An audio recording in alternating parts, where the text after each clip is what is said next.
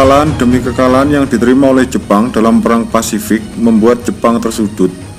Pulau Saipan yang berhasil ditundukkan oleh sekutu menyebabkan pertahanan Jepang mulai goyah. Demi bisa bertahan, pemerintah Jepang memberikan janji kepada Indonesia berupa kemerdekaan, tetapi harus membantu Jepang melawan sekutu. Masa pendudukan Jepang yang hanya 3,5 tahun, tetapi kesengsaraan yang dibuat sangatlah besar. Walaupun demikian, kekuasaan Jepang yang sangat singkat telah membawa dampak yang begitu besar bagi kehidupan bangsa Indonesia. Di antaranya di bidang politik. Banyak sekali kebijakan Jepang yang membelenggu bangsa Indonesia. Mereka membubarkan organisasi pergerakan yang ada dan mengubah struktur pemerintahan yang telah berjalan baik, serta memaksa bangsa Indonesia untuk mengikuti budaya mereka yang jelas-jelas berbeda. Jepang melakukan itu semua untuk menghapus pengaruh Barat terhadap bangsa Indonesia dan menggalang dukungan untuk memenangkan Perang Asia Pasifik. Pada saat Jepang mulai terdesak dalam Perang Asia Pasifik, Perdana Menteri Tojo menjanjikan kemerdekaan bagi bangsa Indonesia yang diucapkan pada September 1943. Kebijakan politik Jepang tersebut membangkitkan semangat perjuangan rakyat Indonesia, terutama kaum nasionalis, untuk segera mewujudkan cita-cita bangsa Indonesia, yaitu Indonesia yang merdeka. Sedangkan di bidang ekonomi, secara umum perekonomian Indonesia hancur pada masa pendudukan Jepang. Walaupun demikian, bangsa Indonesia masih merasakan segi positif dengan didirikannya KUMIAI, yaitu koperasi yang bertujuan untuk kepentingan bersama.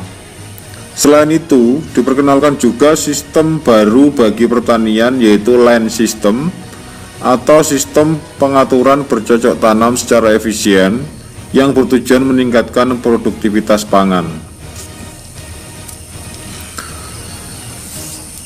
Di bidang birokrasi dan militer, Jepang mengubah sistem pemerintahan yang berlaku di Indonesia. Awalnya bersifat militer, kemudian pemerintahan sipil juga dilakukan. Hanya saja dalam pemerintahan tersebut bangsa Indonesia tidak begitu banyak dilibatkan, tidak seperti pada masa kolonial Belanda. Volksraad yang dibentuk pada masa kolonial Belanda dihapus dan diganti dengan Chuo Sangiin yang sebenarnya fungsinya hampir sama. Hanya saja dalam Volksraad masih dapat melakukan kritik terhadap pemerintah secara bebas. Sebaliknya di Chuo Sangiin tidak dapat melakukan hal tersebut.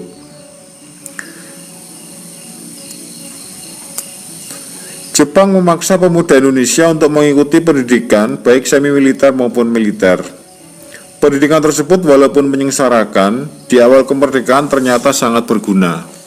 Alasannya mereka yang pernah mengenyam pendidikan semi militer maupun militer dapat menyumbangkan tenaga dan pemikiran untuk membentuk Badan Keamanan Rakyat atau BKR dan juga Tentara Keamanan Rakyat yang menjadi cikal bakal Tentara Nasional Indonesia atau TNI. Di bidang sosial budaya, bahasa Indonesia adalah salah satu unsur kebudayaan, sehingga dengan digunakannya bahasa Indonesia secara luas sangat mendukung perkembangan kebudayaan Indonesia. Pada tanggal 20 Oktober 1943, atas desakan dari beberapa tokoh Indonesia, didirikanlah Komisi Bahasa Indonesia.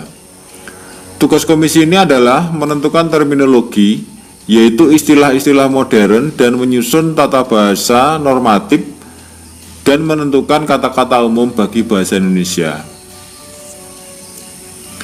Di bidang sastra, pada zaman Jepang juga berkembang dengan baik. Hasil karya sastra seperti roman, sajak, lagu, lukisan, sandiwara, dan film.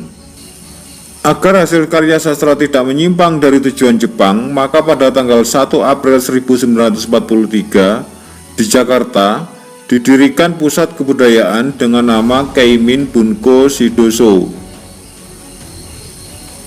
Hasil karya sastra yang terbit seperti Cinta Tanah Air karya Nur Sultan Iskandar, Ada Palawija karya Karim Halim, Angin Fuji karya Usmar Ismail. Pembentukan Tonarigumi pada zaman Jepang diadaptasi bangsa Indonesia sekarang ini menjadi rukun tetangga atau RT.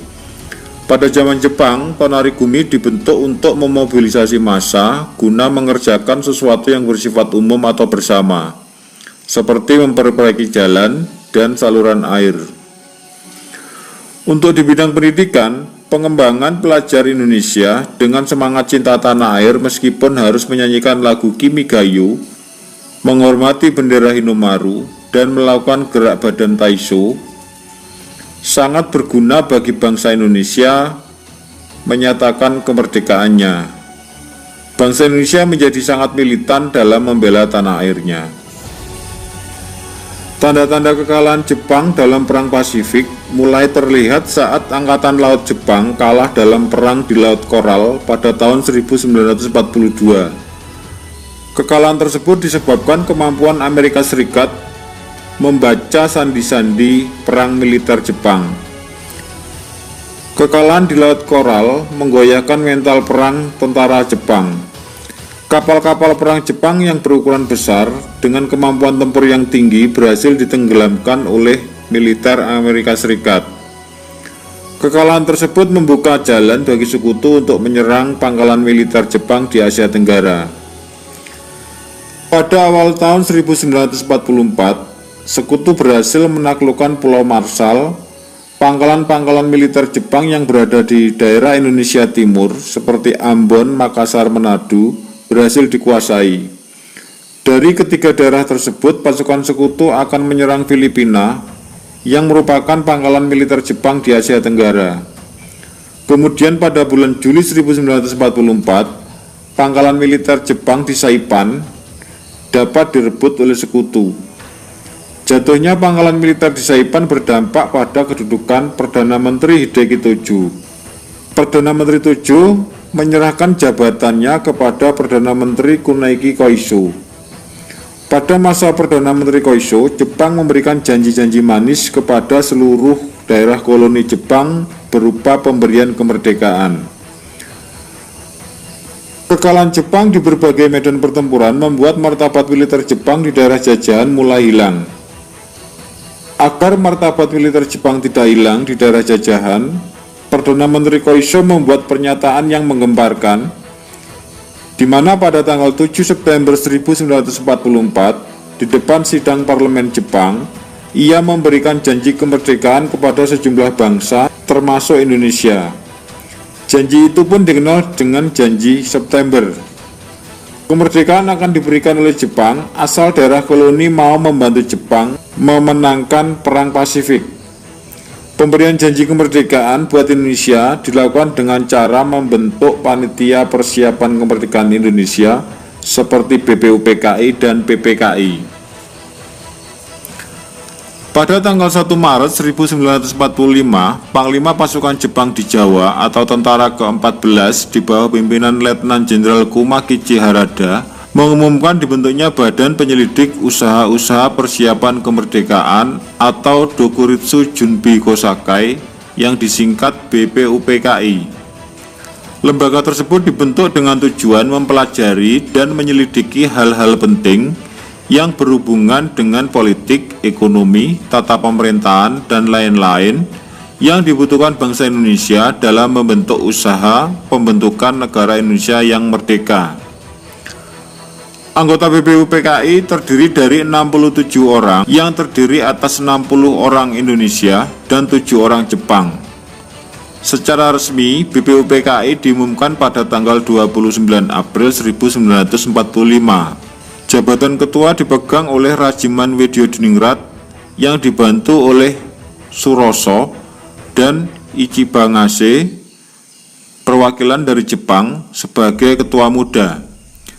BPUPKI selama dibentuk telah berhasil mengadakan 2 kali melakukan persidangan.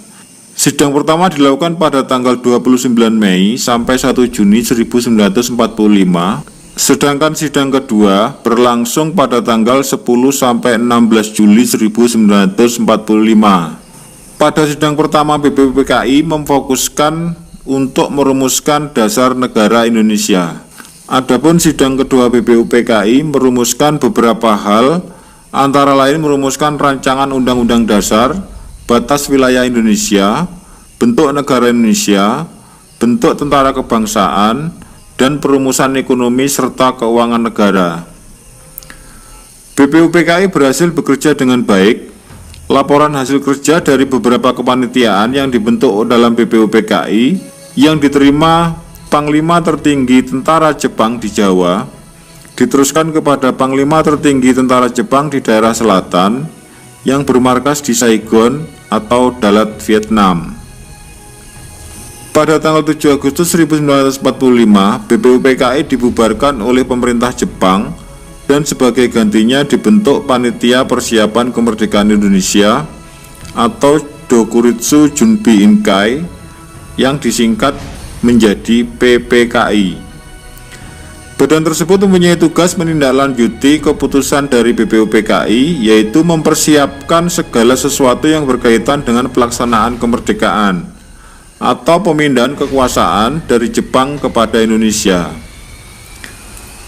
Pembentukan BPUPKI langsung ditangani oleh Marsikal Terauchi, Panglima Tertinggi Bala Tentara Jepang di Asia Tenggara yang berkedudukan di Dalat, Vietnam. Pada tanggal 9 Agustus 1945, dalam rangka peresmian PPKI, Insinyur Soekarno, Muhammad Hatta, dan Rajiman Widyo Diningrat dipanggil menghadap Terauchi ke Dalat, Vietnam. Pada tanggal 15 Agustus 1945, Jepang menyerah kepada sekutu. Kekalahan Jepang tersebut otomatis membuat janji-janji Jepang kepada Indonesia tidak dapat terlaksana.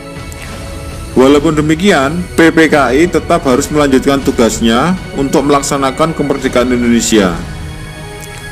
Anggota PPKI berjumlah 21 orang yang mewakili seluruh lapisan masyarakat Indonesia. Mereka adalah 12 orang wakil dari Jawa, 3 wakil dari Sumatera, 2 wakil dari Sulawesi, 1 orang dari Kalimantan, 1 orang dari Sunda Kecil, 1 orang dari Maluku, dan seorang lagi penduduk Cina. Demikianlah drama akhir sang tirani dari pendudukan Jepang di Indonesia.